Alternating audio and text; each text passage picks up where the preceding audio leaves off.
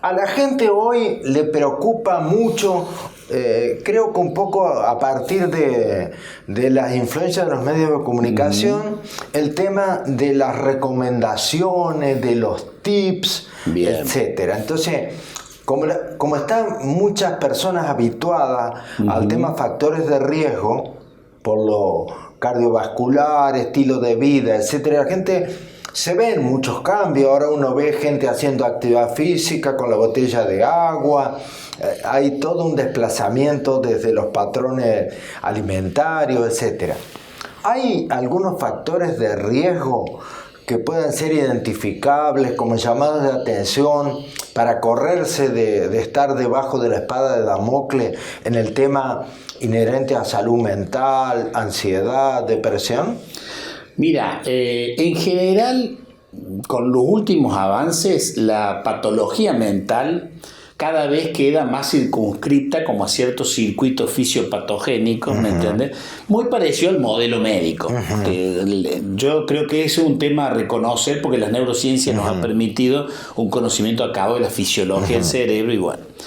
Pero en el campo de los trastornos por ansiedad, que es el campo que además nos liga en las especialidades, sigue siendo todavía lo más prevalente en términos de teoría, la teoría psicogénica. O sea, hay factores psicológicos, ¿no es cierto?, que predisponen a un sujeto a padecer trastornos por ansiedad, que tienen variabilidad, como te decía.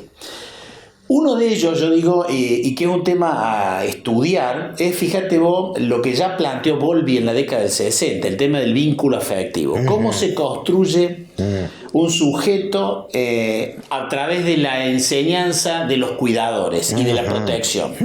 Si nosotros tenemos... ¿Qué problemita en la era digital? Totalmente, porque digo, padres, nosotros tenemos dos riesgos, ¿no? El padre proveedor, que es el padre, digamos, culpógeno, el padre que tiene miedo permanente de que le pueda pasar algo al chico o quedar mal con ese hijo, entonces le da todo lo que quiere, no le permite ninguna frustración, lo termina colmando de tal manera que obviamente genera un individuo inseguro, altamente dependiente, que, bueno, ni que él... Con una vulnerabilidad increíble, exacto, ¿no? Son todos frente los factores. Al primer obstáculo se van y no vuelven más. Tal cual. Y fíjate que es un tema hoy de mucho estudio, porque este tema de la relación parental y los chicos se está observando con mucha frecuencia en la gente joven, sobre todo. Es como, digo, por primera vez parece que nos hiciera falta los talleres para padres. Que antes no se llama, bueno, ahora han vuelto ¿te acordás? Bueno, tal cual.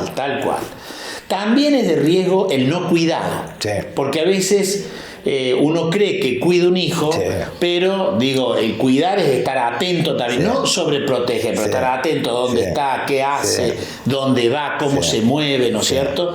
Que esto también, yo digo, me pondría a estudiar también las estadísticas de accidentes domésticos, porque está muy relacionado con esta cuestión. Este sería el primer elemento a tener en cuenta, o sea, cómo esta persona que hoy está padeciendo un trastorno por ansiedad ha construido o se construyó esa relación paterno-filial, porque en los casos por lo menos que a mí me ha tocado ver, te aseguro, Bernardo, que hay una relación muy estrecha en esto, digamos, como si los padres han sido muy sobreprotectores, si no le han permitido, como te decía, una vida, digamos, que les permita afrontar la frustración. Bueno, esta gente tiene más predisposición, ¿no es cierto? Y eso obviamente está relacionado con la estructura de personalidad, como decíamos al principio.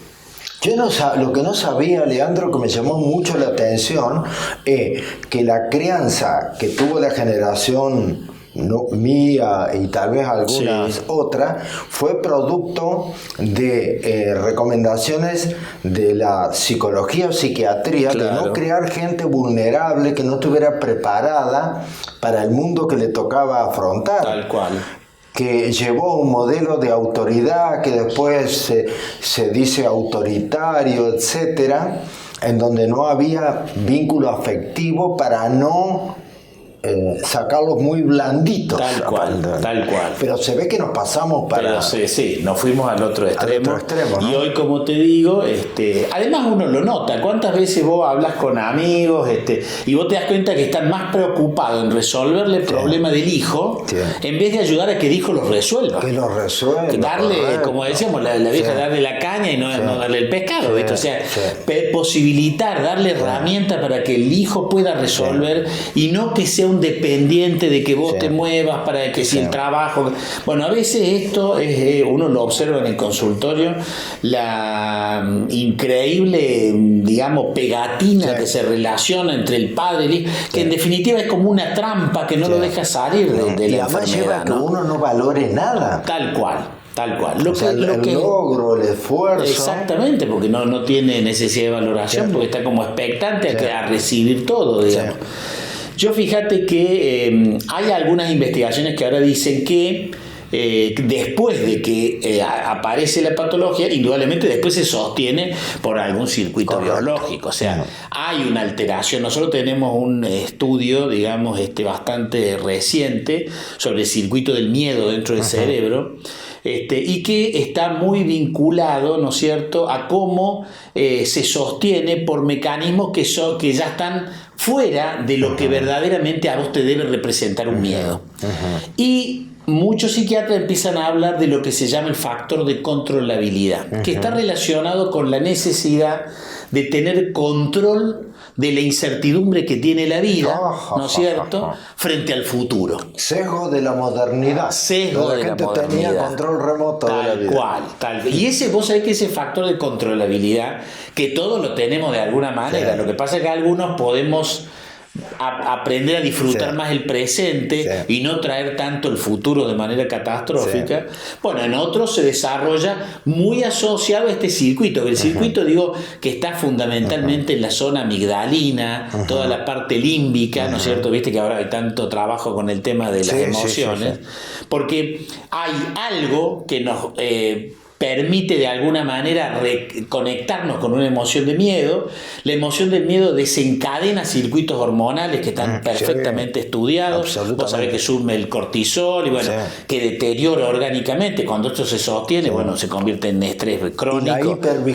Y la hipervigilancia, ¿no es cierto? Más allá del sentido que nosotros después le demos a lo que se observó como miedo. Y porque la carga, ya funciona solo. Y la carga alostática. Efectivamente. Entonces, eso que después es muy difícil revertir y que vos indudablemente necesitas de medicación. ¿Qué impresión tenés vos de los inmigrantes de la Primera y Segunda Guerra en la crianza de sus hijos? Porque en lo personal creo que gran parte de las marcas venían de esa gente que cuando escuchaban pasar un avión se metían abajo de la cama. Sí, indudablemente. Bueno, fíjate vos, este circuito se reconecta, ¿no es cierto?, frente a sonidos, interpretaciones que asemejen estados fuertes emocionales donde nosotros hemos estado hipervigilantes, hiperalerta. Porque mira, si de algo no podemos prescindir es del miedo. En realidad, hoy el miedo, lo hemos patologizado, pero sin el miedo no podríamos sobrevivir. La diferencia que hay hoy me parece que es un poco la que marca Zygmunt Bauman, que es el miedo líquido. Antes los miedos de la gente tenían una relación con causas concretas. Claro, hoy, cual. La dominante es el miedo y la búsqueda de una explicación a ese miedo. Tal cual. Por eso viste que se habla como de miedo de segundo grado. En realidad, los filósofos que obviamente han hecho también aportes interesantísimos sobre la cuestión del miedo, vienen a aportar la complejidad que le da el ser humano, porque nosotros, ¿cuántos seres vivos se conectan con la idea de muerte si no es solamente prácticamente el ser humano? Digo, nosotros le tenemos miedo a la muerte. De hecho, la negamos absolutamente. No vivimos pensando en la muerte, ¿no? Entonces, yo creo que indudablemente vivimos hoy en sociedades donde muchas marcas hemos visto a veces propuestas políticas, que vos me decías la relación, cómo se usa el miedo para producir conducta y terminar manipulando, ¿no? La manipulación a través del miedo. Efectivamente, es un tema.